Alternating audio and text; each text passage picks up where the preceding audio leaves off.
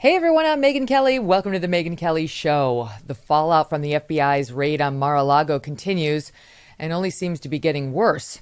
Yesterday, FBI agents seized Republican Congressman Scott Perry's cell phone while he was traveling with his family. He's head of the Conservative Freedom Caucus in the House. And according to reports from the New York Post, when the FBI went into the Mar-a-Lago compound, guess what they searched in addition to Donald Trump's office? Melania's wardrobe. Okay, that was important, I'm sure. What's the end game here? What is this? I mean, if you're going to weaponize the DOJ and the FBI, shouldn't you be digging around places other than Melania's underwear? But good news, inflation dropped to a low 8.5% in July. Oh, Lordy. Excellent. Joe Biden's very proud of himself. Still a 40-year high for the month, right? So this is being spun as a victory. As a victory because it's not 9.1% like it was last month. I mean, that's where we are right now.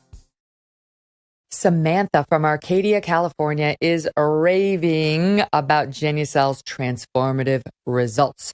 She writes in, I love Genucel plant stem cell therapy. I've used it all over my face, under my eyes, and it cleared up the dry flakiness and even reduced my forehead lines. Someone even asked if I had work done. Nope, just Genucel. Thank you. Genucel has sold over 1 million products to women and men across the country. Men, I understand you may not want to put on makeup, but fine lines, forehead wrinkles, dark spots, sagging jawlines, even those annoying bags and puffiness. What if you could get rid of those? At least the women can kind of camouflage it. You can't. You should give it a try. All that could be gone without risky procedures. And with its immediate effects product, there are guaranteed results in as little as 12 hours or you get your money back. See the difference for yourself with 65% off their most popular packages at Genucel.com. Right now, their most popular packages, all their best products, include a free month supply of the original, the OG Genucel under eye bags and puffiness treatment.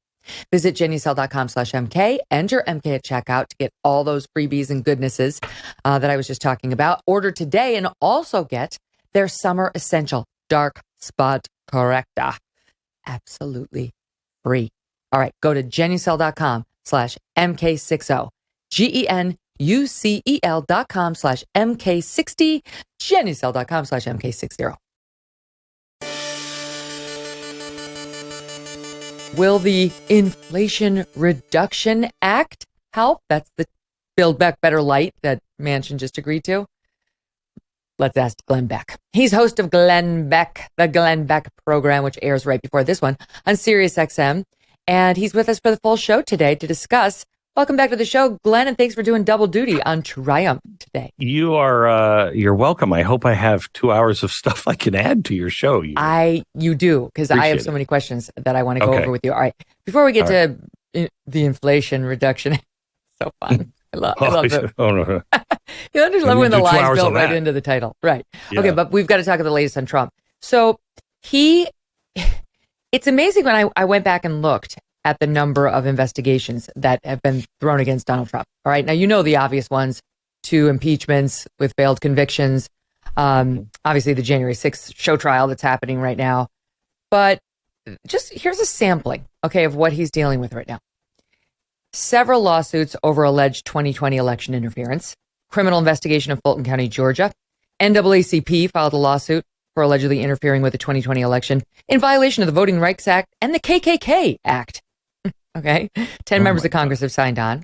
Good old Representative Eric Swalwell is suing Trump in a separate lawsuit over January 6th. Capitol Hill police officers have filed 3 separate lawsuits against him for incitement. 2 Metropolitan Police officers have filed lawsuits for emotional distress and physical damages. The District of Columbia Attorney General Carl Racine, a Democrat, said his probe into who incited January 6th could lead to charges against Trump. His organization, the Trump Organization, under investigation right now by the New York State Attorney General Letitia James, trying to see whether he inflated his property values for investors and then deflated them on federal tax forms. News on that just broke. Get to it in a second. Manhattan DA Alvin Bragg has a similar probe into potential tax fraud and financial crimes. He paused his grand jury investigation in April or May, says is still open and he could still file a criminal charge, depending on what Letitia James finds in the civil investigation. Westchester County, New York DA's office launched an investigation in October into whether the Trump organization misled officials about property values at Trump's National Golf Club. I'm not done. There's the classified documents grand jury proceeding that allegedly led to the raid on Monday morning.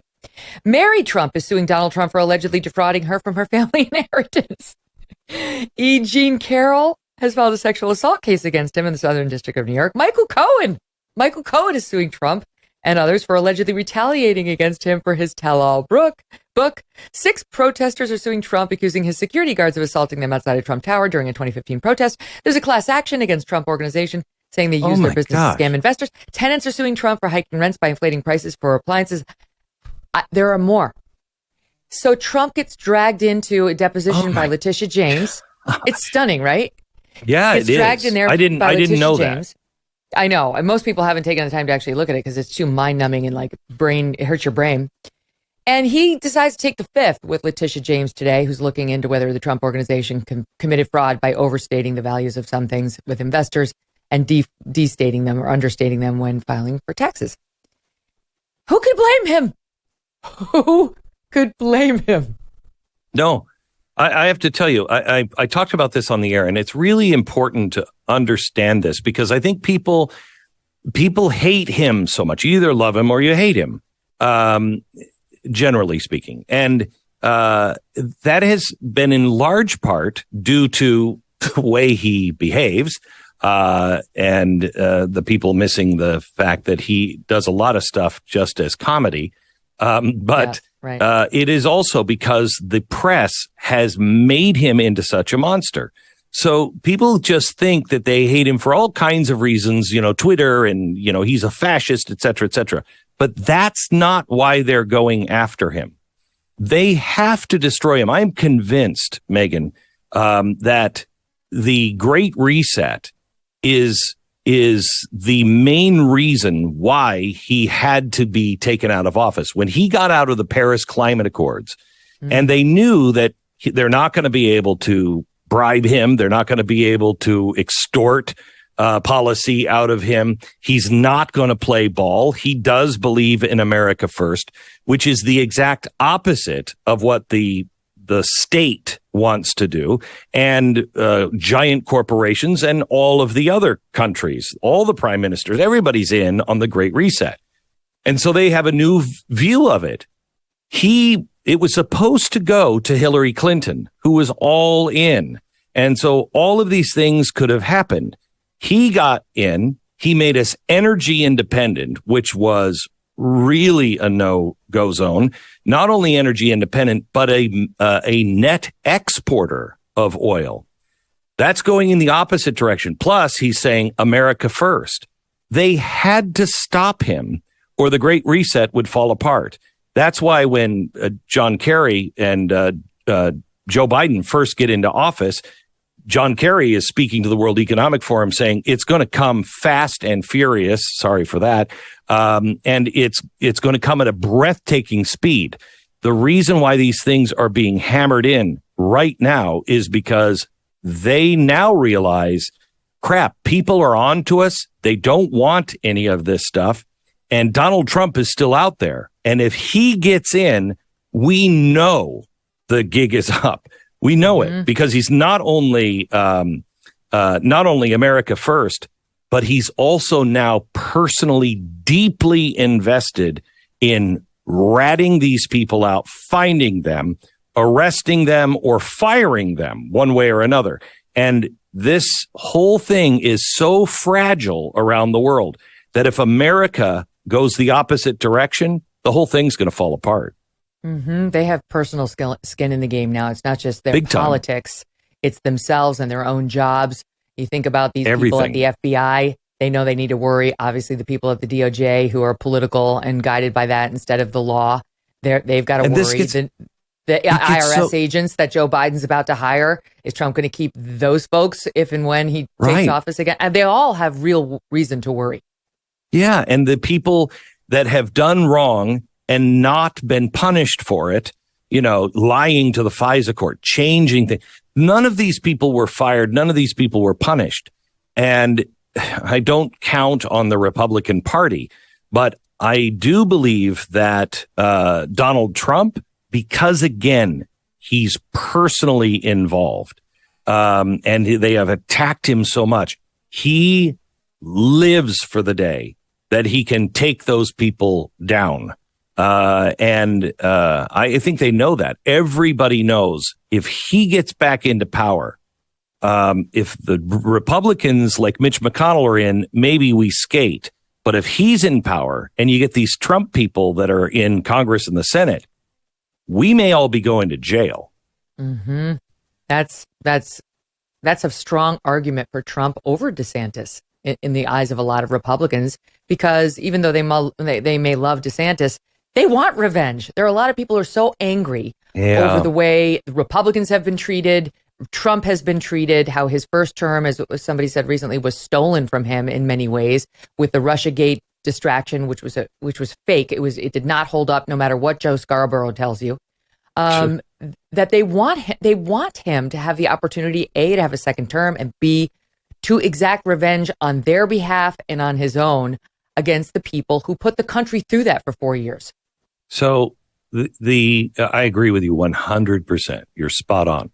And that is one thing that concerns me. And I was probably out of step with the audience yesterday because I was talking about this yesterday. I want justice. I don't want revenge. I want truth. I don't want to be right. And if we, and this is the downside, the upside of Trump is, he's going to get the job done. The downside is, I think it will be motivated by, I'm going to screw you to the wall. Okay. And that's why we don't have our juries decide and then have the victim's family assign the punishment. We don't do that in America because we don't want revenge. We want justice. And if Donald Trump would remain tempered and justice focused, then maybe it would be good. But I am concerned that there are too many Americans that have been trampled on for so long that they want revenge. And that is not the American Revolution. That is not the spirit of this country. Spirit is truth and justice and the American way. Well, and forgiveness, really, at the heart of our Judeo-Christian values. But I don't think people are in a forgiving mood on either side of the aisle right now. They're angry. Because there's nobody asking for forgiveness. They're not even recognizing that these things are wrong. It's just injury after injury after injury. And so it's hard to give somebody forgiveness when they're completely re-injuring you every day in new ways. We don't have to forgive those people. We do have to love them and treat them as we want to be treated. That doesn't mean don't stand up against them. Doesn't mean don't do everything in your power to stop them injuring you and our country. But it does mean there are limits on how we act and react. I don't know. I mean, it's really hard to look at Merrick Garland and feel love. I feel like he's completely bastardizing the one of the most important institutions that we have in America. And over what? If I take him at his word that this is about classified documents, which I don't believe it for 1 second. I think it's about January 6th and the effort to find the smoking gun they haven't been able to find, which is some proof of fraudulent intent on Donald Trump's part. That's what they need to get him on criminal charges related to January 6th. They don't have it because Trump, I believe, genuinely believed he won that election, genuinely believed it had been stolen from him. He wasn't lying to his followers, to Georgia officials, to anybody when he said this has been a fraud, it was stolen. And so Merrick Garland's not going to find the smoking gun document that shows fraudulent intent because it wasn't there. But that's what I believe this is about. Having said that, let's take him at his word. It was about classified documents. Trump took them, even though he's president of the United States and he can declassify. If maybe he didn't cross the T's and dot the I's because you have to do it in writing. Maybe he didn't do that. Maybe Merrick Garland's so pissed off that the National Archives don't have all of their perfect files in the boxed line order that they want them in, that he did the unprecedented thing of going into a former president's home in a pre-dawn raid with 30 FBI agents to get the love notes, right? And without notifying the current president. Right, sure.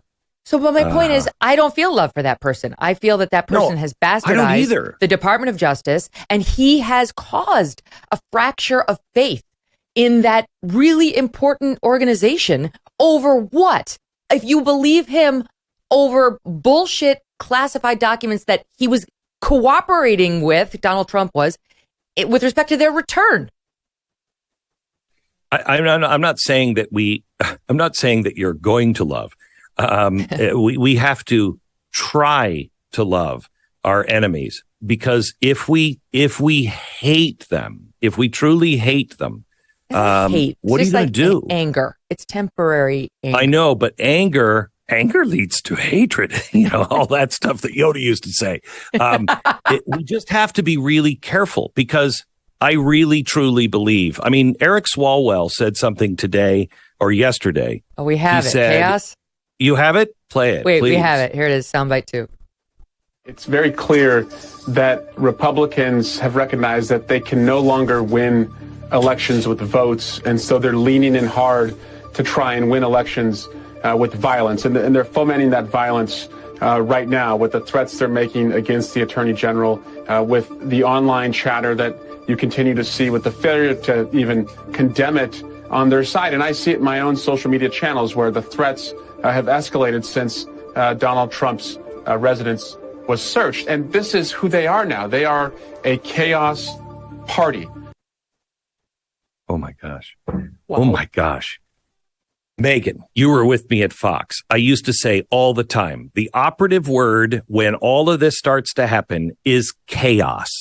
Chaos will be coming at you in all directions. And if you want to be a part of the solution, you cannot be a part of chaos. Anything that leads to more chaos is trouble. We know who the author of that is. This is a prime example of, this is all the evidence you need in my book to understand where they're going and who they are.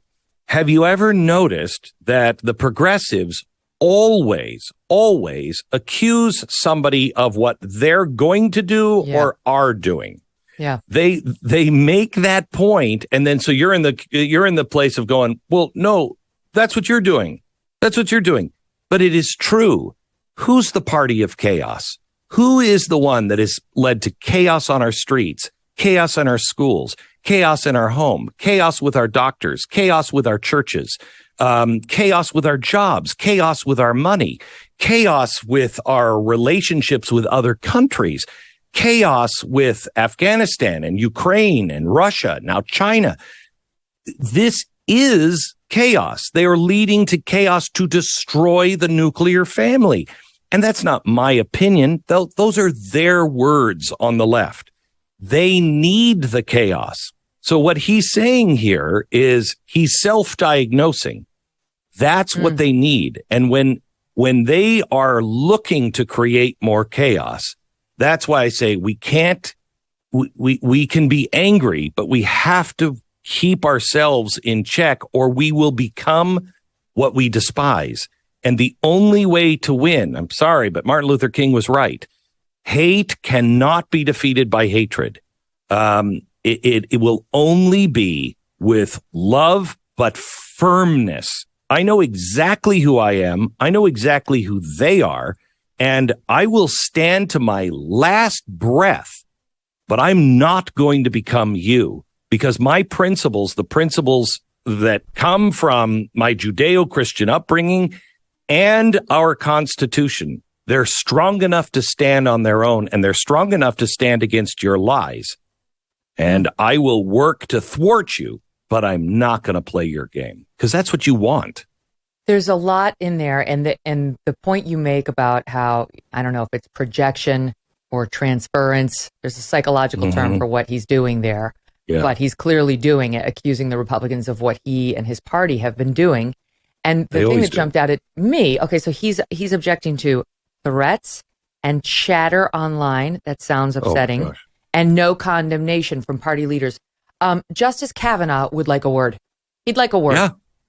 Yeah. As would all of the Supreme Court conservative jurists. Right. Can you believe the nerve of him to say that? There was an article in Vox today talking about how this undermining of the FBI and the DOJ and these American institutions is really dangerous. You know, we need to have faith in the rule of law. I'm like, you just had about 10,000 pieces about how we can no longer have faith in the U.S. Supreme Court. They've lost their moral authority. Like, could you please spare me the lecture? You wait a minute. All the FBI, all they are federal cops. Right. You just tried to get rid of all cops. You've been saying for 4 years, 5 years, cops are bad. All of them. They can't be trusted. The judicial system is all broken. Now you're trying to tell me that we're looking at the police or the cops in this place, the federal cops, the FBI, and we're questioning them. And we have real reason to question. It's not like George Floyd. We were all against that.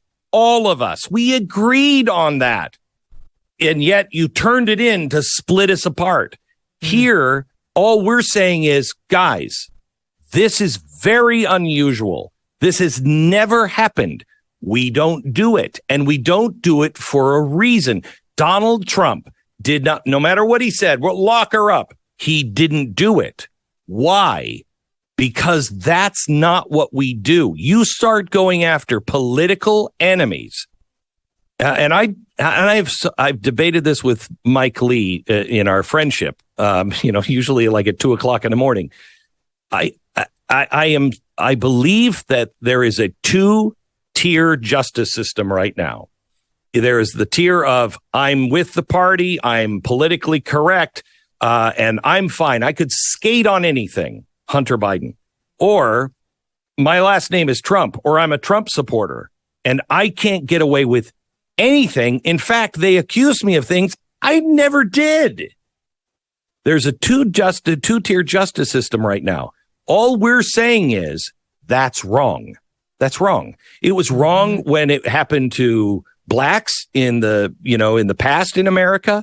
It's wrong if it happens now. I'm just taking what you people say you're for is real justice. You didn't like it when it was happening to blacks. You didn't like it when it was happening. Neither did I. You didn't like it when it was happening to innocent Muslims. Neither did I. What's the difference here? And for some reason, the average Democrat, who I do not think is a leftist, is not for all of this destruction. But for some reason, and I think it's maybe fear, because of what happens to us with fear, they cannot make that connection. Look, we have all the evidence here. We know what's going on. We've seen this guy. I said to Donald Trump recently, you have to be the cleanest guy on the planet. I heard that. Yeah. They've come to him. It's from so many different angles. That's the folly of thinking the smoking gun document is going to be sitting down at Mar-a-Lago. I mean, they really must think he's an idiot, like a criminal, a brilliant criminal mastermind who's also a complete idiot. An idiot. I mean, this guy has been investigated by every intelligence agency on the planet. Everybody. If there was something dirty about him, it would have come out already. I'm shocked that this amount of investigation on anybody, but especially a guy who builds big buildings, in New York. Hey, help me out a little bit. I'm shocked that he's this clean. We know this. And we also know that the Justice Department, their latest excuse on Hunter Biden was we didn't want to bring it out before an election, which was about this time, the last election year, because it could disrupt the election. So we don't do that. Well, then what's the excuse here? What are you doing? Now here we are within 90 days of the midterm elections. And that seems to be what was so imminent. Trump wasn't even at Mar-a-Lago. Was he destroying documents via remote? Right. Via Zoom? And Megyn, let me ask you this. Why are they, what is their end game? Because I can't come up with an end game here. Other than with Trump. What? With Trump, they just want to stop him from running again. He's growing in power. I know. They wanted him to go away. They loved January 6th because they thought it was the end of him politically. They were counting on it. And he's risen. He's risen again, and he's getting stronger by the day, and his endorsed candidates are winning, and he's beating DeSantis at the CPAC straw polls by a mile, and they're scared. Right. But hear me out. They don't have it. I mean, maybe they do.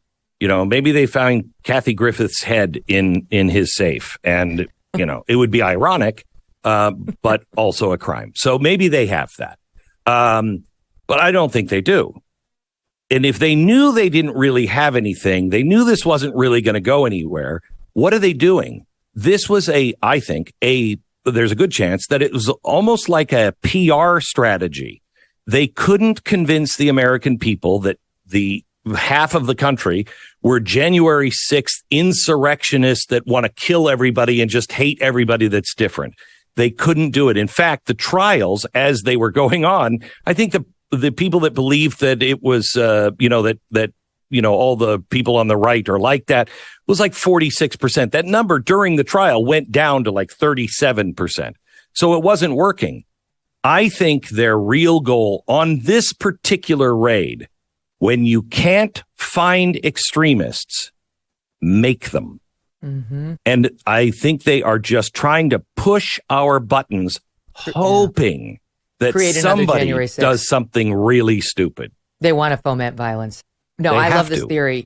I love this theory. It's very interesting to me because they are suddenly drawing attention to rhetoric online about attacks or war or what have you. Something, they only care about it when it's against, when it's like a group of Trump supporters, right? Obviously, as I pointed out earlier, they don't care if you're harassing or trying to kill Justice Kavanaugh or one of the other Supreme Court anybody else.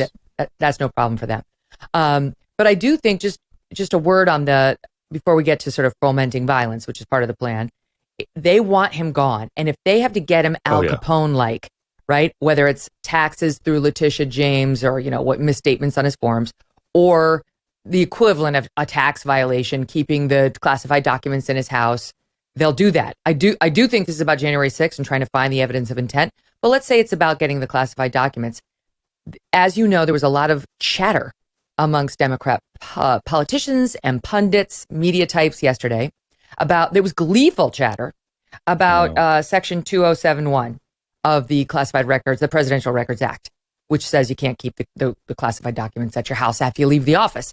And it says, this 2071 says a convicted party under this section can be fined or imprisoned not more than 3 years or both, and shall forfeit his office and be disqualified from holding any office under the United States. So they're not pausing to say, okay, maybe Merrick Garland and the FBI are misusing this statute with the whole goal of disqualifying them. They're skipping over the politicization of the DOJ and the FBI and going right to, great, yes, let's do it. Mark Elias, Clinton's campaign lawyer, this guy, he pushed the Steele dossier. He's already, as Jonathan Turley was pointing out in his website today, may have lied about, he's been sanctioned in court for his conduct.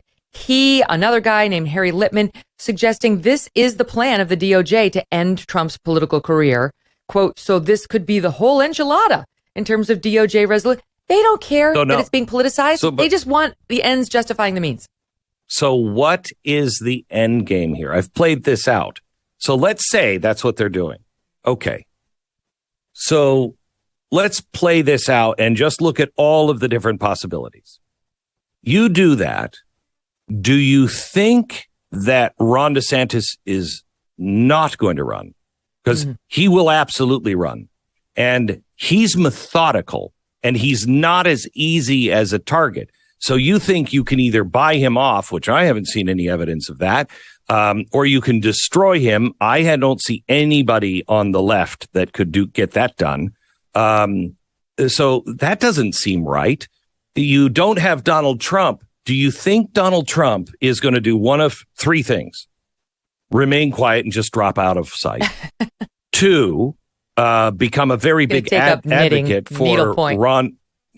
Become a very big advocate for Ron DeSantis and the Republican Party, or say the whole damn thing is dirty and I'm starting my own thing, and he just splits us up again. I think that's the more likely scenario, because people will say the damn Republicans didn't do a darn thing. They didn't do anything to stop this. They weren't even outspoken on it. Where was Mitch McConnell?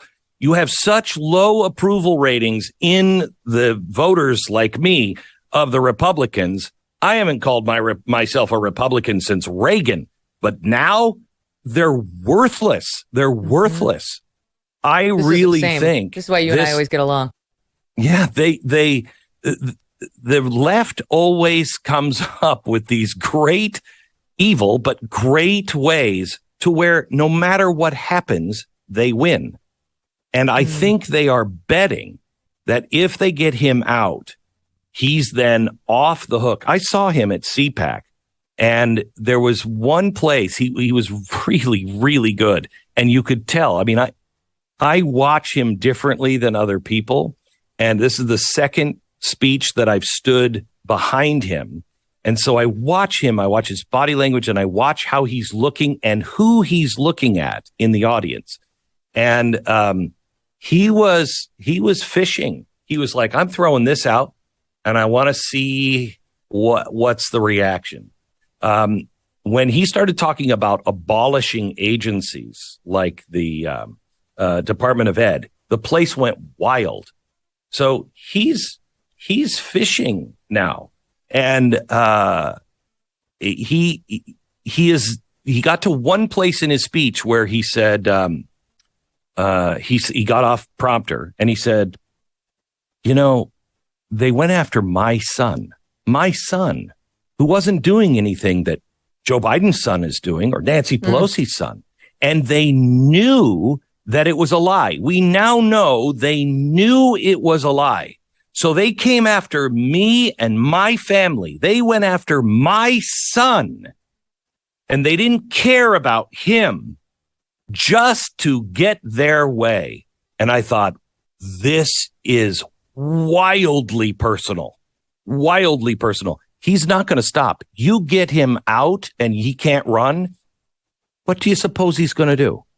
And by the way, you're not going to use 2071 to get him out, because the Constitution sets the requirements for one who is running for president, not some statute, not the Presidential Records Act. That cannot override the U.S. Constitution. I think there will be a massive legal battle, and I believe this Supreme Court will not say you can alter the Constitution by a statute in this way. Explain this, because you're smarter than I am. You understand this stuff more than I do.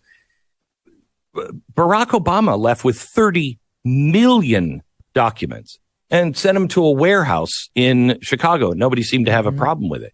The president decides what is secret, what's not, what he's going to take, what's not. This has been up in the air and back and forth since Nixon.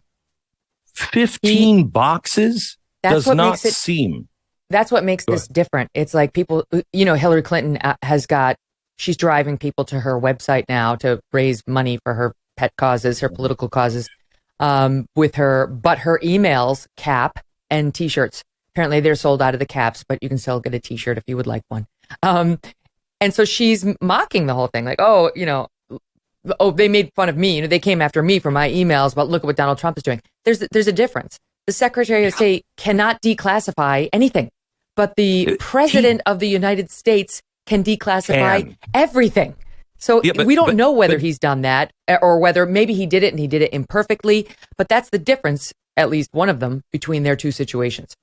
That, and if I found out that in those 15 boxes of documents, there were things that should have been classified, and he didn't declassify them or didn't do it the right thing, but he went the added step. Before you take that out of the White House, I want you to cut off the top secret on the bottom. Okay. I want you to cut off the classification that says I can't take that. That's what Hillary did in the SCIF. That's right. They were stealing those documents.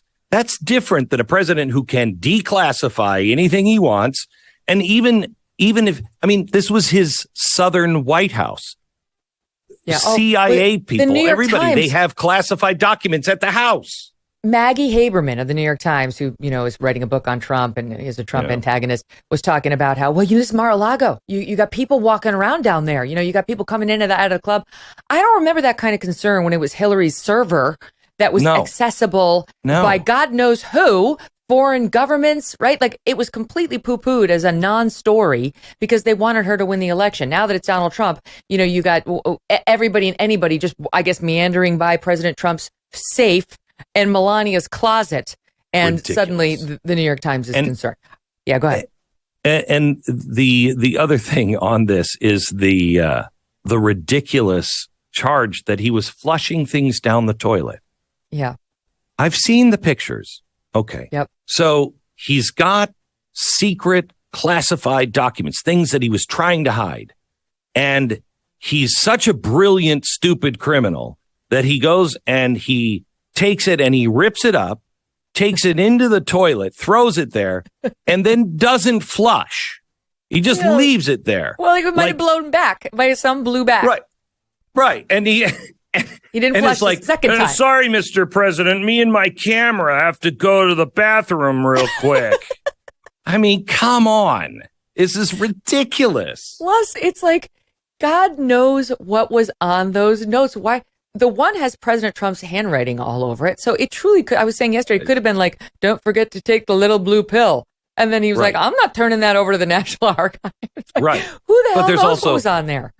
I saw some things back and forth yesterday online, and I haven't done any investigation, so I don't know.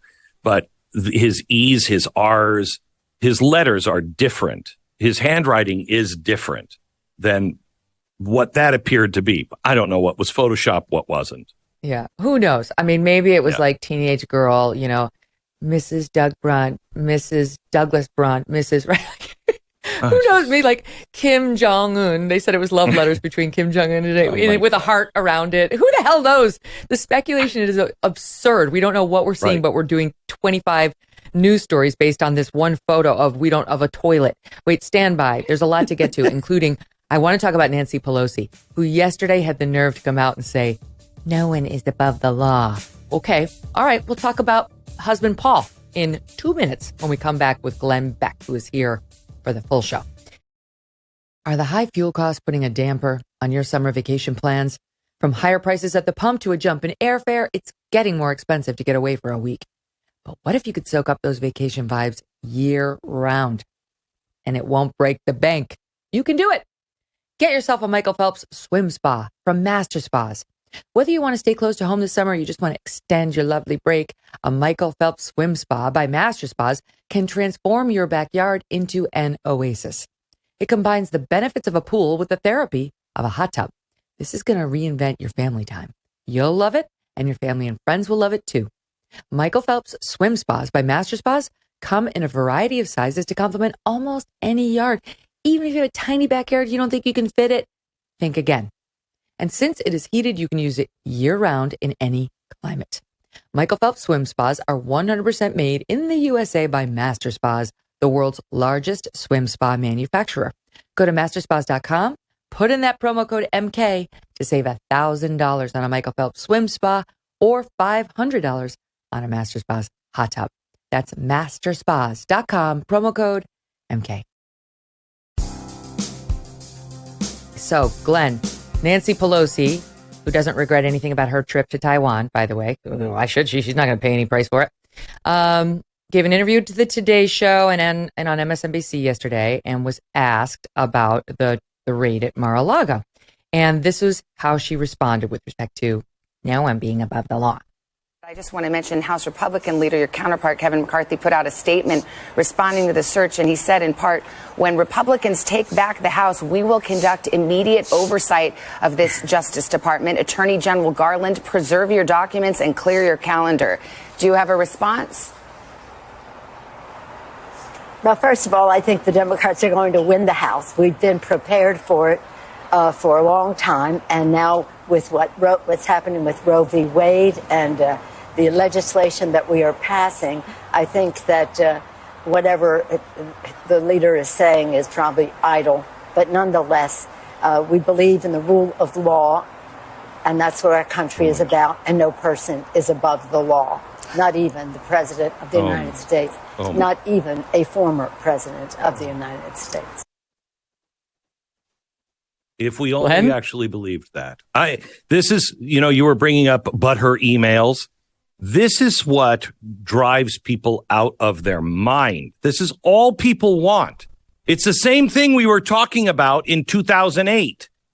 We want transparency. Transparency. We want to know if you're a bad guy. I don't care what party you're from. I want you to go to jail because that's the only way we stop corruption. This woman whose husband, whose son is involved, not to the extent of Hunter Biden, the graft and just the possibility of someone holding him up and blackmailing him, dad, who's in Congress. Let me give you Mitch McConnell. Mitch McConnell is making money in China. He's got a sweet deal. I want all of it to stop. If you don't go to jail for something that you did that I would go probably for the rest of my life, there is no equal justice. You're talking to me. You actually have the balls. You run the Capitol Police. You are keeping people in jail without charge. You're trumping everything up. You're lying about it. Look, I was not for January 6th. I'm still not for January 6th. For a week before, I was saying, don't go. We can't have any violence. It's suicide. So what happens? They're putting those people in jail. They're making grandmas pay, and they let thousands of people who were looting, destroying over $1 billion in damage to our cities, and you were bailing them out. Yep. Don't talk to me about equal justice. Don't talk to me about the rule of law. This is the biggest problem in America. There are two systems of justice, and everybody else has to play by these rules. And then people like Nancy Pelosi, and if Donald Trump were guilty of something, I would be the first to say, impeach him. I'd be the first to say, arrest him. But you don't have anything. You don't have anything. Well, and at some point it needs to stop. I mean, just a word on the Trump investigations. At some point, you've taken enough shots, and you've essentially waived your right to continue taking shots. You've lost the faith in the American people. We can see it's crossed over into persecution. It's too late for this. You can't keep doing this. We were open-minded. We listened on impeachment 1. We listened on impeachment 2. We were forced to listen on January 6th primetime committee hearings, even though he had no defense. It's done. It's done. I am over being open-minded. Let's see what the I don't need to see what the FBI had. Unless they emerge out of there, like you said, with Kathy Griffin's head, then I will pay attention. But otherwise, I have lost my open-mindedness on what these officials may finally try to dig up on him. They don't care. They're going in. They may have known for sure, absolutely, positively, there's nothing there. They're going in and they're letting it hang out there, and it will convict him in the minds of their followers. The process who just believe one thing. They raided his house. They went in and took whole boxes of stuff. Who knows what were in those boxes? Who knows if he got rid of some of the things that they were really looking for? There is no end to this. This is just a PR move. That's it. So let's talk about Nancy Pelosi for a second. It's just a little dive into her situation with her husband. I mean, she has got some nerve. Her husband right now, looking at the cameras, now and it's about the law. Can I tell you, Paul Pelosi, as most people know, was pulled over for DWI or DUI and decided to show his little police support card. It was his California Highway Patrol Foundation card, which you're not allowed to do. If you support that group, there's a stipulation in their bylaws that says you try to use that to get out of jail free, you're out. We don't want your support. Can I tell you, for the first time in 30 years, I was pulled over in the past year, Glenn, for speeding. And my brother is a cop. I worked at the Fox News Channel for 14 years. I've been very defensive of law enforcement on a lot of this nonsense that is said about them. Did I play one of those cards? And by the way, I'm a big donor to the groups like this as well. Did I show a card? Did I show my brother's badge, which, he whatever? No, I did not mention any of that. I didn't play the privilege card, unlike Paul Pelosi. I went to court and I dealt with it there. And by the way, I did fine. But Paul Pelosi not only tried to play the privilege card, but now he gets charged with 2 misdemeanors where if you are Paul Smith, you're getting charged with a felony. That is a felony, almost without question. And already watchdogs, nonpartisan watchdogs are saying this smacks of special treatment and it's wrong. So I don't want to hear her lectures. And by the way, same guy, this is from the New York Post and just last month, July, same guy, Paul Pelosi's been killing it in the stock market in recent years, according to disclosure forms that just came out. His latest home run, snapping up between 1 million and 5 million in shares of the computer chip darling NVIDIA, I think that's how you say it, on June 17th. His timing once again was impeccable. He executed the trades just as Congress moves closer to passing tens of billions of dollars in corporate welfare subsidies for U.S. semiconductor production. That's great news for NVIDIA and shareholders like Paul Pelosi. Since his bet, shares have risen nearly 10%. By my math, he could have pocketed a quick $500,000. His wife is one of the richest members of Congress. She has an estimated net worth of more than $100 million on an annual salary of about what a lucky guy. What a lucky guy. Who would have seen that coming? By the way, did you know that her son was on the state plane when she went overseas? Yes. He was like dropped off. Trip. He was doing business over there. He's never held a job in his life. Another hunter? He's another, hunters in a special category. I don't know if there were Russian hookers involved. Yeah. But this is crazy. You're being too hard on the Pelosi family. She's long wanted to go there. She can see China from her house, or at least she saw it when she was digging in the sand. Soundbite 10 is a must-do. Stand by. When I was a little girl, I was told at the beach if I dug a hole deep enough, we would reach China. So we've always felt a connection there. Oh, my God, Glenn. Oh, my God. Who are these people? Oh, my gosh. Who could even watch this and say, I'm proud of my vote. I'm proud of my vote. Yep. I voted the right way. When I voted her in, I did. Who are these people? They're supposed to represent us. I know we have bad people, crooked people, but are there, this How about fewer who dumb we people? are? Could we get fewer dum-dums in there? Oh, my gosh. And I don't know. Is she, and this is an honest question, is she hammered all the time or is she losing it? Is she becoming a Joe Biden where she's just, because there are times where I'm like, you're either hammered or it's time to maybe, go home, Nancy. Or maybe like too much Botox in like the lower portion of the face, which can really freeze up. Like it can interfere with speech. You should never mess with the lower portion of your face when it comes to Botox. These are lessons you learn as you have to be an old lady, Glenn. I don't know. I thought that was fake when I first read about that China, digging to China. It's like, who hasn't used that stupid joke? No. Like with your kids at the beach when they're digging. That's a freaking joke. This is not a real thing, Nancy. This is not why we go and we irritate the Chinese over Taiwan and we have our Yas Queen moment and come back and be like, no regrets, a childhood dream. I was a kid and I had a bucket in the beach, and that's why I thought I got to go to China someday and possibly start a nuclear war because I feel that kinship from that is insane. But this is the same woman who stood in front of a bunch of priests, and she said, I've been asked all kinds of stuff, but the number one question that people ask me is, what is my favorite word? And my favorite word is the word. Okay. God Almighty. First of all,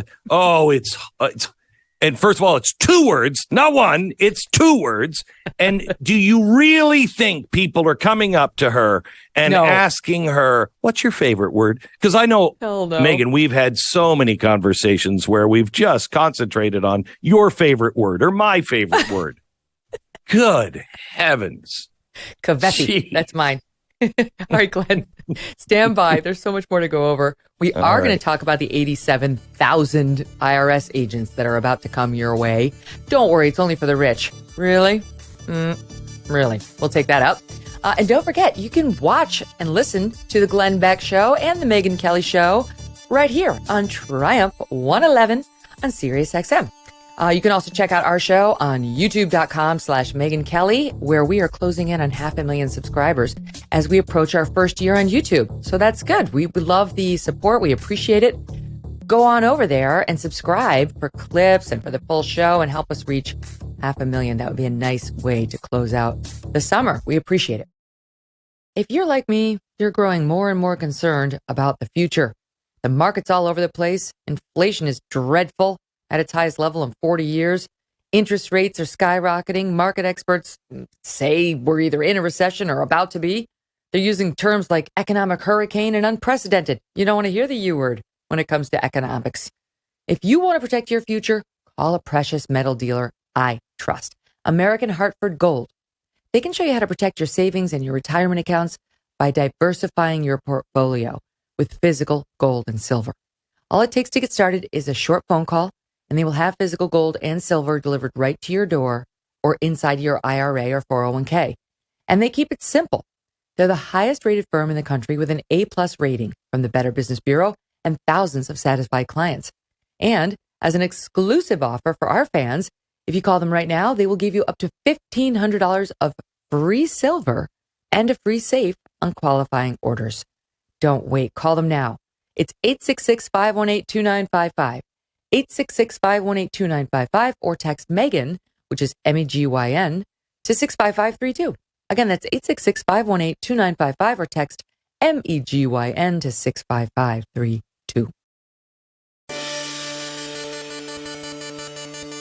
Let's spend a minute on the media. They're so happy. It's Christmas in August to see the FBI raiding Donald Trump's Mar-a-Lago compound. They couldn't give two damns how they get him. Just get him and get rid of him. And case in point, you won't be surprised to see Rachel Maddow, who talked about this moment as if it was the "we won" World War II, holding up the newspaper, iconic photo. Here she is putting, her spin on the perspective you should have on that raid. Watch. Tomorrow is the day when you're going to want to buy the physical copy of the newspaper. You're going to want to buy it and fold it carefully, maybe put it in a little archival paper or parchment if you don't have that. You might, depending on how saucy you're feeling, you might want to just note, perhaps in archival ink in the margin of tomorrow's paper, note anniversary of Richard Nixon's resignation as president. I mean, the reason you might buy tomorrow's paper is because if the world doesn't collapse into ash by then, your grandkids someday are going to look at that old physical newspaper you were able to save from August 9th, 2022, and they are going to goggle at the thought of what your life must have been like. Mm-hmm. Oh, my God, Glenn. They are. Glenn, help me. She is, she's always been remarkable. I go back to what we were talking about last hour, Megyn, on how they project. Your kids are going to, I've said this for a long time, give your children and your grandchildren something to be proud of. That when fascists or communists or anyone that wanted to take away the rights of the people and put it in the hands of the experts, whenever they came around, you stood up. You fought against it. You took the arrows. You took the slings. You were the one that was made fun of. You were the one that was called names. They tried to run you out of society. Maybe they did. Maybe I lost my job for it. But my grandparents, they stood. Give your kids that opportunity. With Rachel saying this about Donald Trump, where is her party leading America? Where is it? Is it becoming a better place or a worse place? What I mean by that is a more free place. Are our children going to be freer or less free? Because what she talks about, the kind of America they want, is one where people like her, the people who know, yes, of course we're going to control their lives over there because they don't get it. You know, they don't believe in global warming. No, I believe in global warming. I just think you're avoiding all of the things that could help on global warming because of politics. I'm all for nuclear energy. I'm for hydrogen. Those would work. You instead are using all of these things for more control. I think her children or grandchildren or nieces and nephews or whoever, I think they're going to look back on this time in 50 years and go, oh my gosh. I think they're going to say, what? Huh? What happened? This is not going to amount to anything. They're going to be like, stop boring me with these stupid old yellow newspaper articles. First, you made me read one about Cassidy Hutchinson, and now you're making me read this one. Just let me live my life. I pity her poor grandchildren. So yeah, the media is excited, but I do want to get back to the Swalwell line. We've heard it from people like Scarborough. The GOP's violent, and we're going to see more violence. By the way, on your point about the fascists, Scarborough was making the point about the Republicans being the fascists. Here's what he said. This is from his show yesterday, Soundbite 5. This thing that this GOP represents under its current leadership is now increasingly more dangerous than it's ever been. And that is profoundly important to understand right now. You know why? Because they're fascists, like people that are making the threats, the people that helped Donald Trump on January 6th, the people that were talking about coming to D.C., that it was going to be crazy, that it was going to be wild, they were going to charge the cap. They're fascists. And so they're making fascist threats, and we need to do what the United States has always done. We need to confront fascism and defeat it. So everybody that's freaking out over fascists being fascists, well, guess what? That's what fascists do.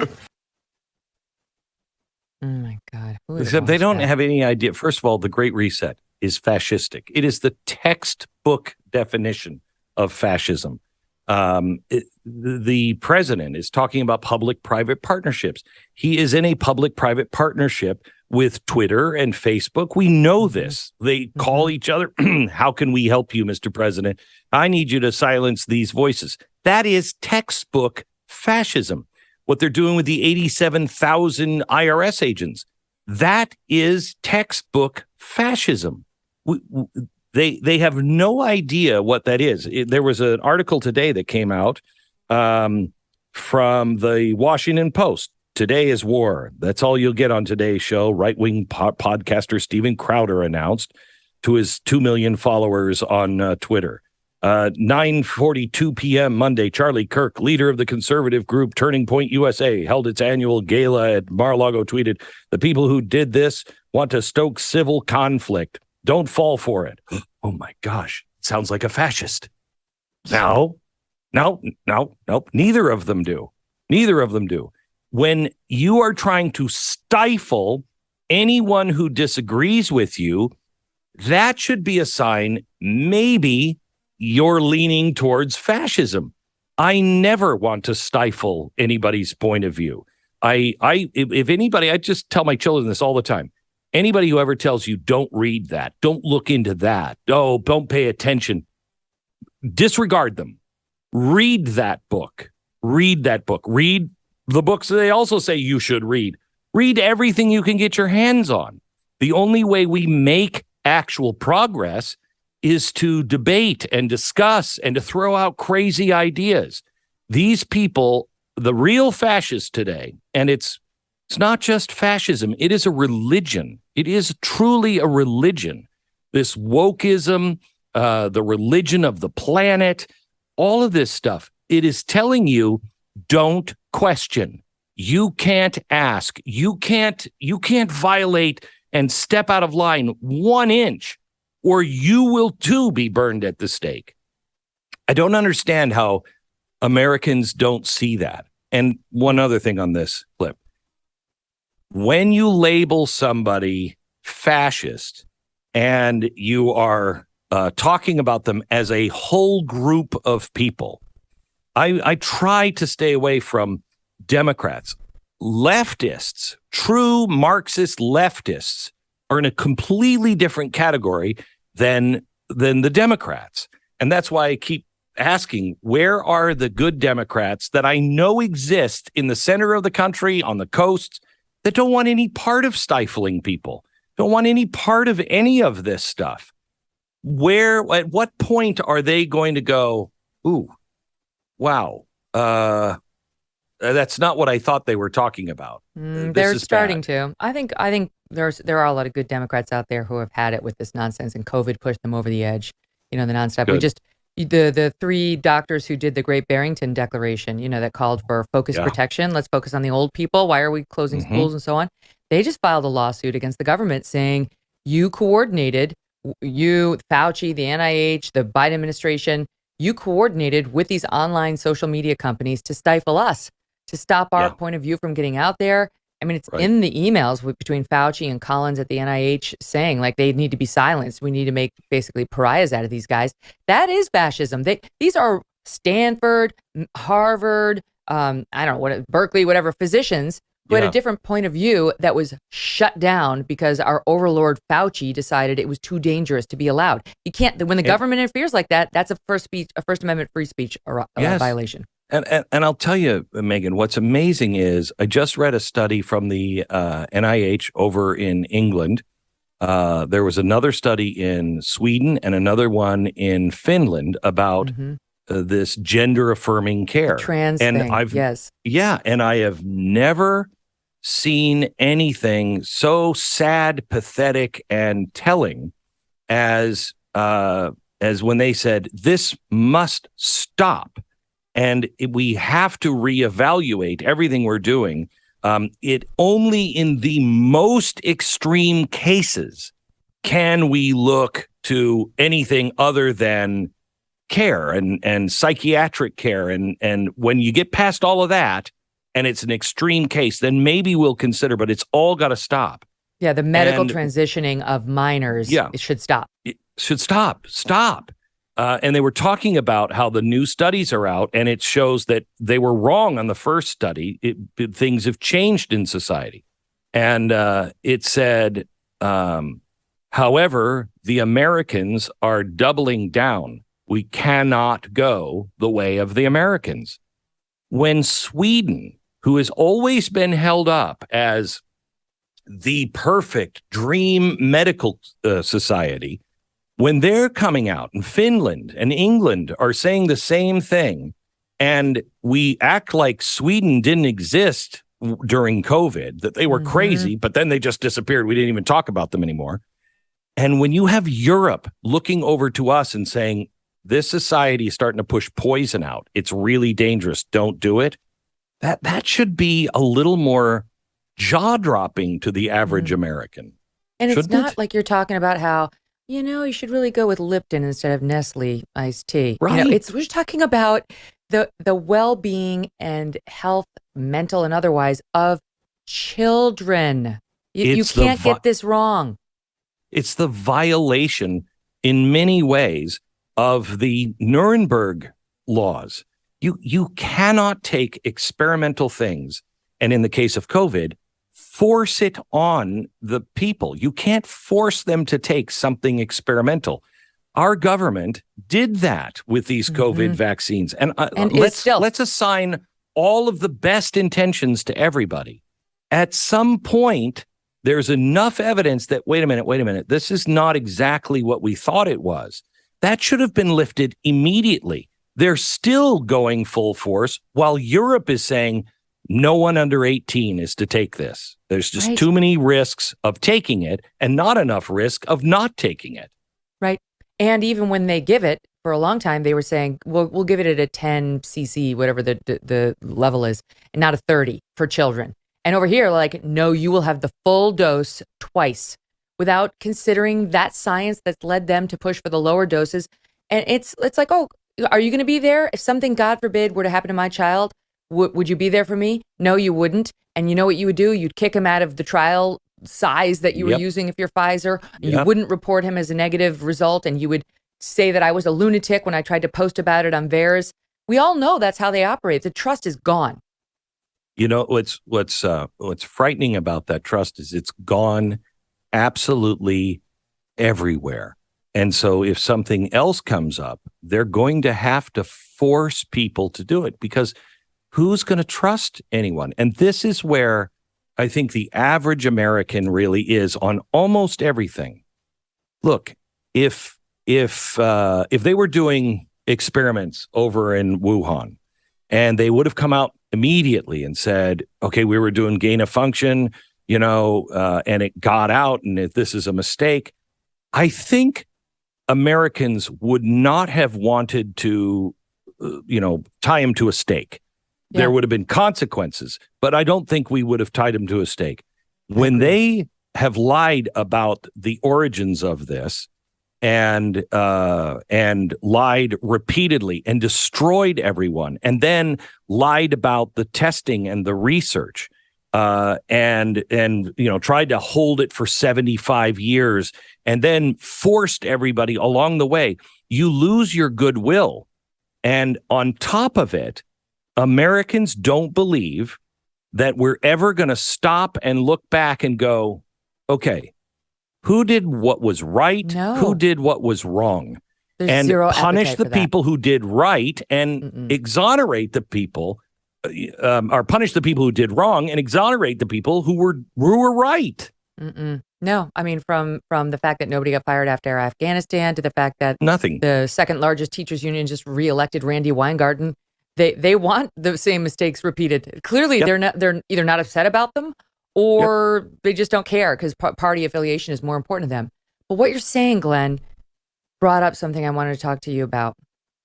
So the trust is gone. Trust in institutions that we never used to question. The NIH, the FBI, for the left, the Supreme Court. And I think about it with respect to Trump, because I do think his chances of winning improved greatly this week. I don't think they'll be able to disqualify him. I don't think he's going to be convicted of a crime. I don't think he's going to be charged with a crime. And I don't think if they did, they've made him into a martyr. 100%. So his chances are better than they've ever been. Yep. And I understand that. And I understand the need to put him back in there. And, virtually every Republican or independent, well, at least Republican, would vote for him over Biden. The swing voters reportedly preferred DeSantis. But in any event, let's say it's Trump who gets the nomination. If they don't have DeSantis as an option, they're going to choose Donald Trump over Joe Biden. Then what? Oh, yeah. The left, I worry about what they're going to, they accuse the Republicans of being the party of chaos and wanting to foment violence, as you pointed out earlier. I don't know what they'll do if Donald Trump actually wins this next presidential run. So, Megyn, we've talked about this before, and I've looked insane mainly because my timing is all screwed up. I thought this was going to happen a long time ago. My timing is all screwed up. But this is what I was talking about when we were at Fox, the complete breakdown of top down, bottom up, inside out, that you have enough people in the government that are for a revolution, and they're working and coordinating with people down on the ground, and everybody is in chaos. At some point, the top starts to come down, the people rise up, and the average person says, just make it stop. We're at that point right now, and they know it. This is the way these things happen over and over and over again.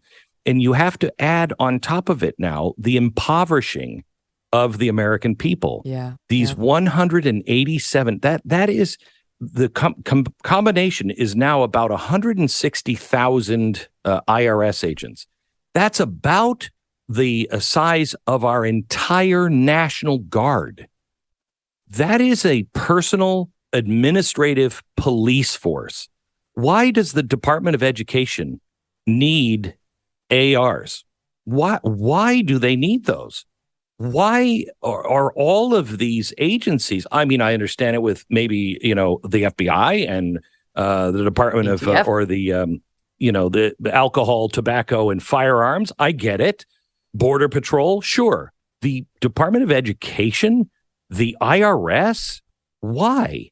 And if you understand the Great Reset, it's so clear their goal is to sell as a good thing by 2030. Now think of this. This is a goal they set out 2 years ago. So it's not like it was way, back. 2 years ago, they said by 2030, you will own nothing and you will like it. Well, my thought when I first read that was that's crazy. It's not going to. Who said that? Where specifically? Who said that?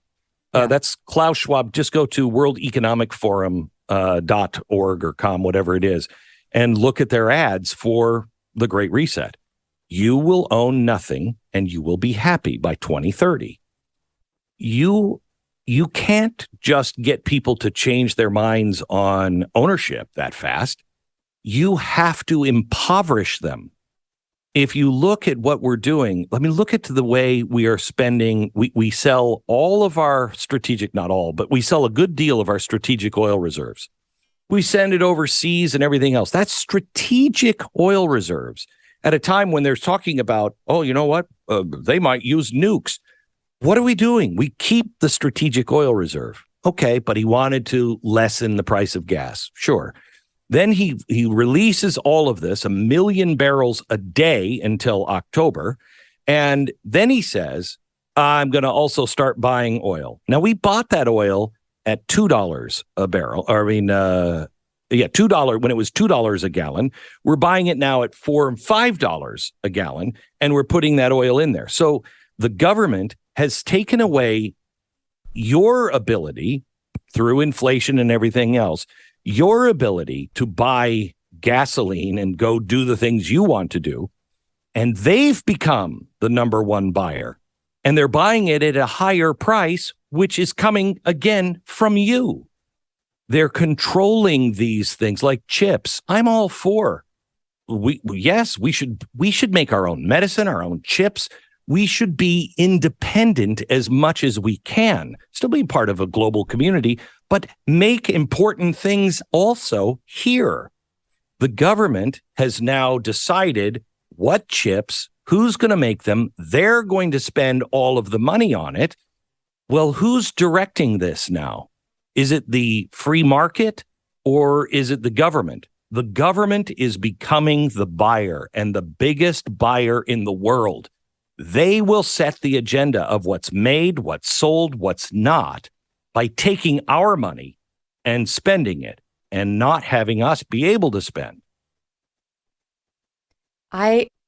Here's where I differ from you. And I get the World Economic Forum and the Great Reset, and we're going to rebuild from COVID. And we're going to be green, and we're going to have ESG. The corporations are going to be woke, and it's going to be this left-wing utopia.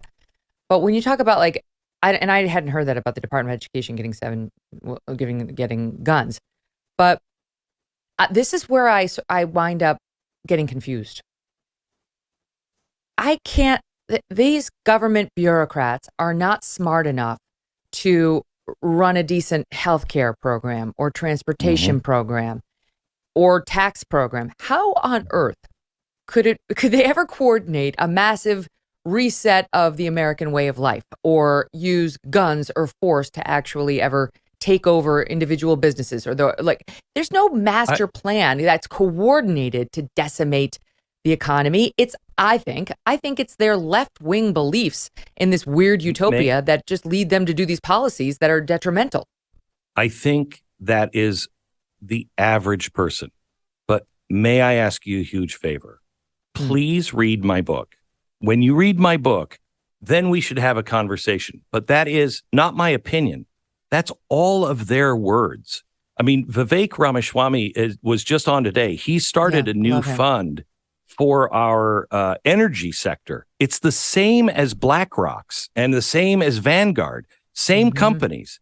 But what Vanguard and BlackRock have done is they've taken the voice of the shareholder and they've done it at the state level. So when Texas decides to invest its retirement funds, it goes to Vanguard or BlackRock.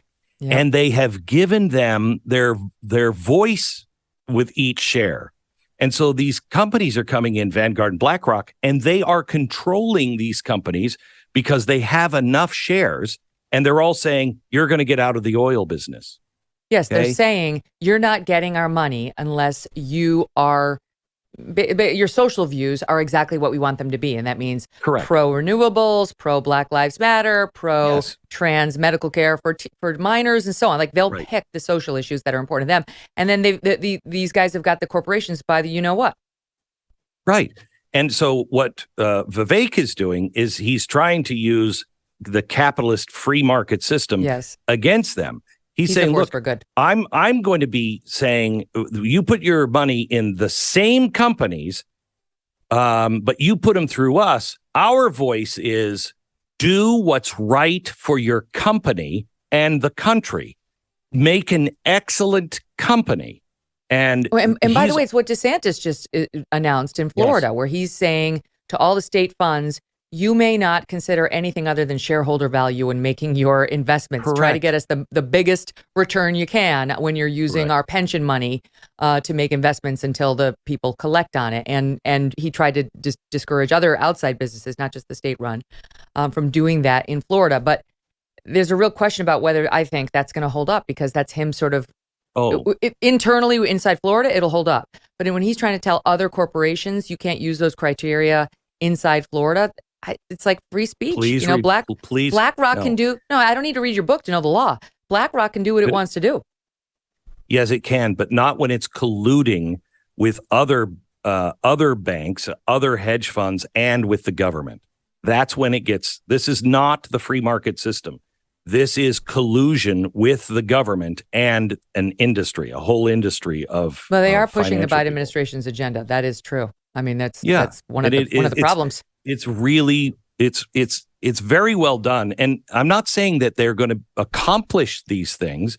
The more people understand what their goal is and how it works, I mean, honestly, Megyn, I don't think they can accomplish what they do. I think they can accomplish it for a little while, which will, for instance, why are all the farmers overseas protesting?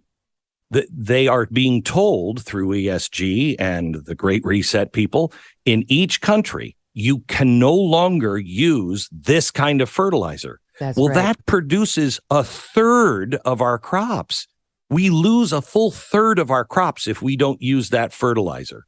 Mm-hmm. And this kind of top-down thinking with experts who are not actually in the game will lead to starvation. People will die of heat. They'll die of cold.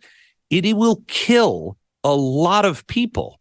It won't work in the end because it can't work. If you go to the worldeconomicforum.com or org, look up their food plan. It is a plan to transform the way the world grows its food, in their words, from seed to plate. What?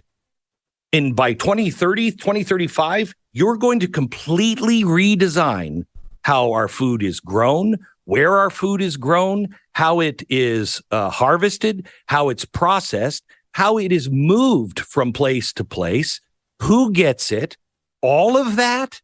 There are so many things that could go wrong, and especially with people who are doing it all top down and have such an ego, it's not going to work. But in the meantime, it's going to destroy so much. It's evil. It really is evil.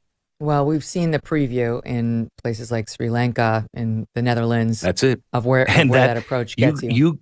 You go to the World Economic Forum and you will find, well, you would have found a story. I pointed it out the day that Sri Lanka was kicking their guys out. There was an article on the World Economic Forum that came out 5 years before, and it laid out the entire plan. And the headline was how we're going to make Sri Lanka rich.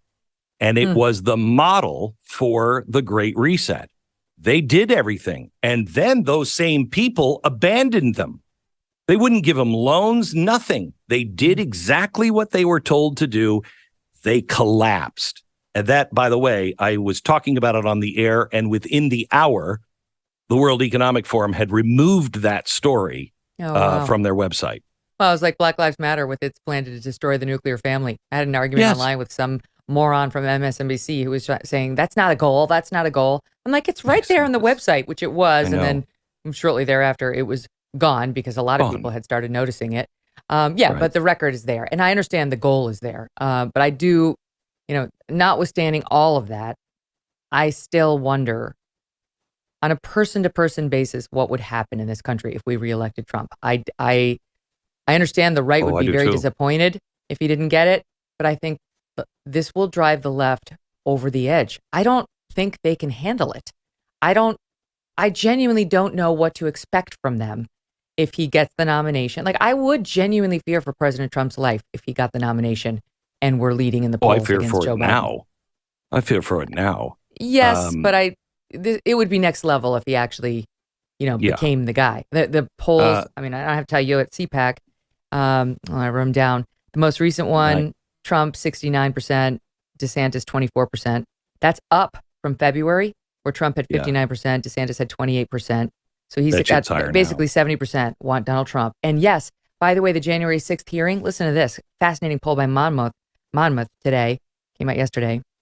January 6th hearings have no impact on opinion. None.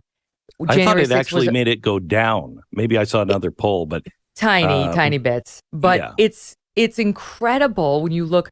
Okay, January 6th was a riot. Before, 65% believe that. After, only 64% now. It was an insurrection. Okay. Used to be 50% believed it. Now, 52% believe that.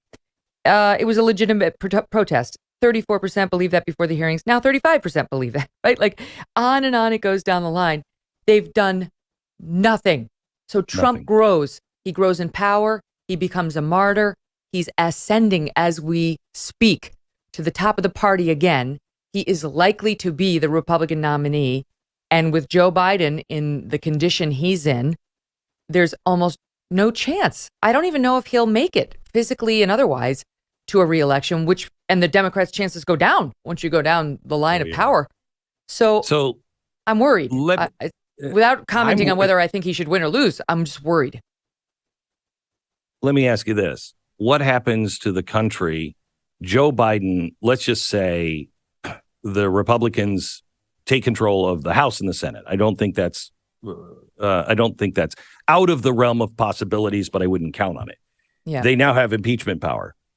They start going after Hunter Biden, and I'm telling you, it's there. You can prove the linkage between Joe Biden, Hunter Biden, and China and big Ukraine. Guy. Mm-hmm. Yeah, it's there. So they impeach him. Okay, now your president is President Harris. God help us all.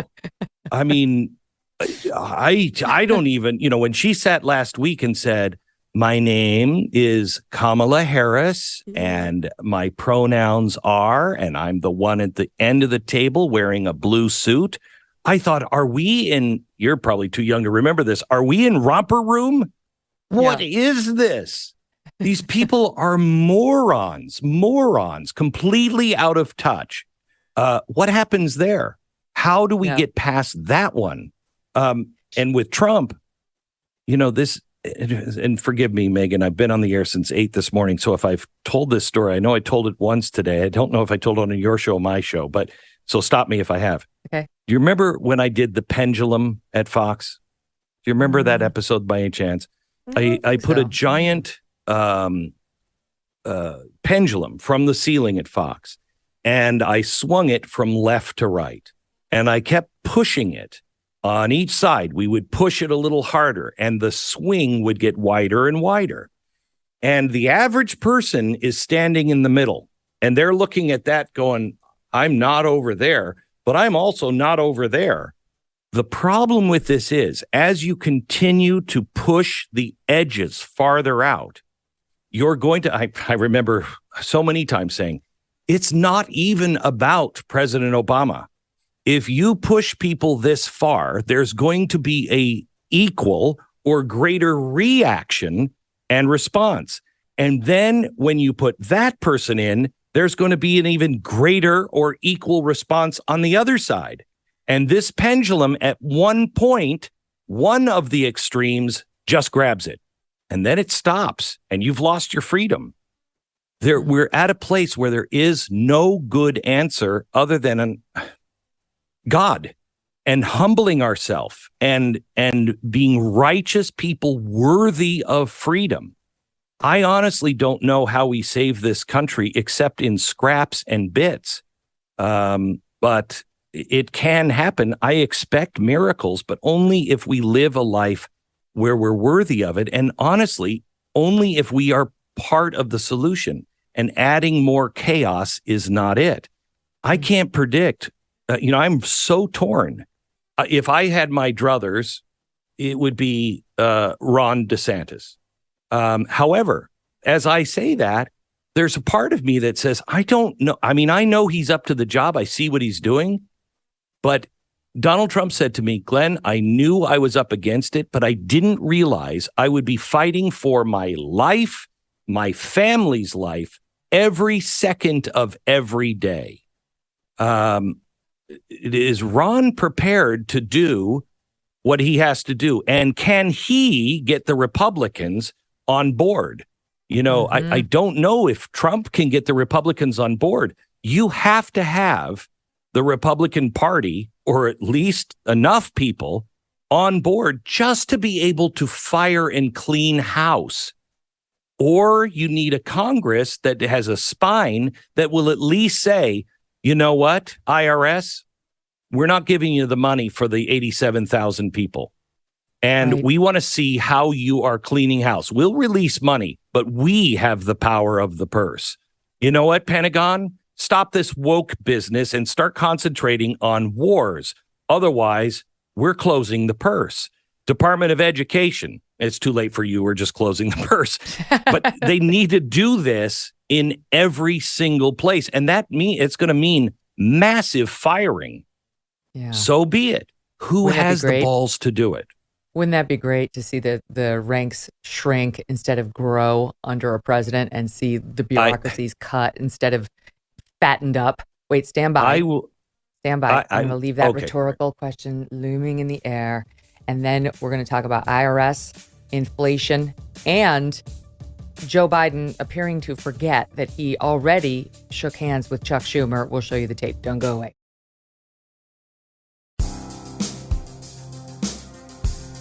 So President Biden has been busy for him lately.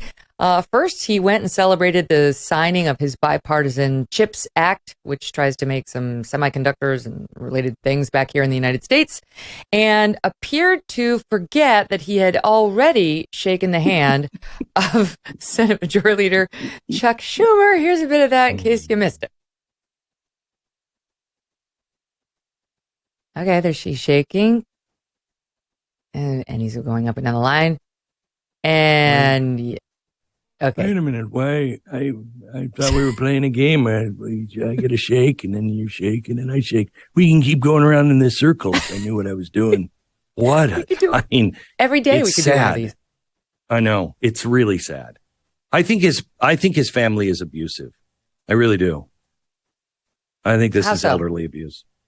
Well, just keeping him out I don't there. think he does not have a good relationship with his family. It's obvious through Hunter's emails that his family is deeply screwed up. Or Ashley's diary. Yeah. Oh my gosh. Yeah. But this is when a family steps in. It should have happened, before the election. It says, Dad, please don't go out this way. Don't go out this way. Mm-hmm. You have a good reputation. Let's just enjoy each other as a family. You just don't enable this. And I think they helped push him. I mean, I don't think he needed much of a push, but somebody in the family should have said, Dad, it's time to take the keys away. Hunter Biden was like, hell yes, do it. I'm going to get to cash in. All my deals are going to go up by, extra figures. Well, here's the other thing, the other example, Glenn. So he got out there to celebrate the fact that his Inflation Reduction Act, like hashtag part of the problem when you repeat it. He went out there to celebrate the fact that it passed in the Senate. Kamala Harris cast the deciding vote. And listen to the end of this sentence in him touting it. Listen. Because of a number of things we got done on a bipartisan basis, like $200 million infrastructure project, like what we're doing today, what we passed yesterday, helping taking care of everything from health care to God knows what else. That's the truest thing he's ever said. I mean, God only knows whatever else. He was telling the truth there, Megyn. It's terrifying. Yeah, it is. I mean, that is the problem. These bills, they are so massive. Nobody has a chance to read any of them. This is worse than it ever has been before, because at least they used to go through hearings and committees. Now it's just all backroom deals. It's, Chuck Schumer, Nancy Pelosi, Mitch McConnell. They just go into a room. They pound it out. That worse yet, they'll go to the experts. They'll go to these companies and say, what should we do? How could we help you? And those companies are looking out for themselves. I mean, this is how we have three automobile makers, three major automobile makers up until Tesla in this country. We had Auburn. We had all of these great companies. We had two extra tire companies, not just BF Goodrich and Goodyear. We also had others, and they were actually selling better tires at lower prices. But because the government went to BF Goodrich and Goodyear and said, what would be good on regulations for your industry? They wrote regulations that the little guys couldn't handle. Yeah. This is what's happening with these public-private partnerships. It's bad. The Inflation Reduction Act. I mean, I guess we're just going to have to say it. This is like their evil trick. Bernie Sanders says it's going to have minimal impact on inflation at best. Only 12% of Americans believe that it will actually reduce inflation. So it's not working. People see through it. But they're going to start to believe. I mean, by the way, I don't want to skip past the fact that inflation is still at record highs. We got the numbers today. It's not 9.1. It's 8. Is it 8.6 today? I think it's 8.5, but here's the important thing that people don't understand. Joe Biden came out and said we had zero inflation, 0% inflation. Total lie. He's skewing the numbers. But you have to understand, year over year, it's not month to month. So if you had $100 2 years ago, it was $108. Okay. And now you add this number to it. Now it's not going down. It's now $114 to buy that thing that 2 years ago used to cost you $100. It's not at zero.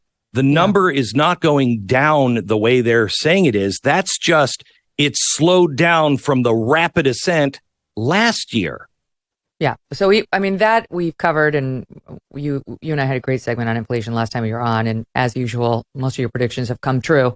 But the IRS thing really bothers me. I know it bothers you too. It's 87,000 agents. The agency is swelling. Charles C.W. Cook was making a great point on the editors the other day, saying it's not like the criminal justice system where you actually have to do something to get swept up into it. Where like they have to show probable cause to come mess with you in your life. The IRS doesn't have to do any of that. They can just pick on you for whatever reason, and they will, and they have. Or it can just be some randomized, numerical algorithm that targets you. And then you have to prove your innocence. But you and I don't have to worry about it, because we will use our money to hire the best lawyers and the best CPAs to defend us. It's people who don't have a lot of dough who are going to get screwed, who are going to get scared, who can't afford all of that. And as I was saying earlier, the process is the punishment for them. And the studies show that historically, even though Biden says we're only going to go after the billionaires, that's never the way it's worked. They always target the low-hanging fruit. Yeah, it's not true. You don't need 87,000 IRS agents for 1,000 billionaires if we're, really being, generous. That's not what it is. And I do believe that there is a chance this slows down inflation because of one aspect. You are going to be impoverished. You are going to have to spend more money defending yourself, more money in taxes, because they are going up over $40,000. You're going to pay higher taxes now because of this bill. So they're impoverishing you with taxes. Then they come out and say, hey, we need you to do this. You're going to have to spend money and time away from work and all of this stuff. And then on top of it, if you do have to pay, you're going to have to cough that money up. So that's all money that you can't put out on the things that you want or need to buy in the free market. So it will slow. Remember, this is what the Fed openly says they have to do. This is why you raise the interest rates. It's to slow people down, to slow the economy down. That means they need to slow the consumer down. That's all we are, is the consumer. Now they're just hitting us with rates, with taxes, and with intimidation through the IRS. The only reason why that won't slow down the rate of inflation is because the government is just becoming the consumer. So the government's just going to spend all of this money and dump it out there, and it'll probably be more than what we would have spent as consumers in our most reckless times. What effect will it have if you have 87,000 new annoying IRS agents bothering middle America? I mean, is that the kind of thing that could drive votes? Oh, yeah, I think so. But more importantly, when it's clear that you're targeting the enemy, the political enemy, it's going to cause more stress. I mean, this is really not a good development. But, just economically, it's going to make small business people just not want to do it anymore. I mean, how many doctors have you met that will just take cash? Not because they disagree with anything. It's just like, I can't do it. I can't do all the paperwork required. Okay. That's the way this is going to affect us long term, beyond target these people. Can you imagine having, you know what it'll be like? Anybody who wanted to keep their doors open during COVID, they'll get you one way or another. If they want you out, they'll get you. They'll get you. That's right. And it's not unrelated to feds raiding Mar-a-Lago. It's just lines being crossed that we used to think were uncrossable, and distrust based on partisanship. With Donald Trump, that was exactly what happened. Also, as well, this week, the IRS, a judge said, he's got to release all of his private taxes. Yep. Since when? What? Yep. They're just crossing these lines. And if they'll do it with the president, they don't care about you. You're a little teeny. You're not even a speed bump. It's truly like, who the hell would want to run for office? Like, why does DeSantis want to do it? Why does Trump want to continue? Like, Trump's got scores to settle and so on. But I just, who would want to put themselves and their family through this?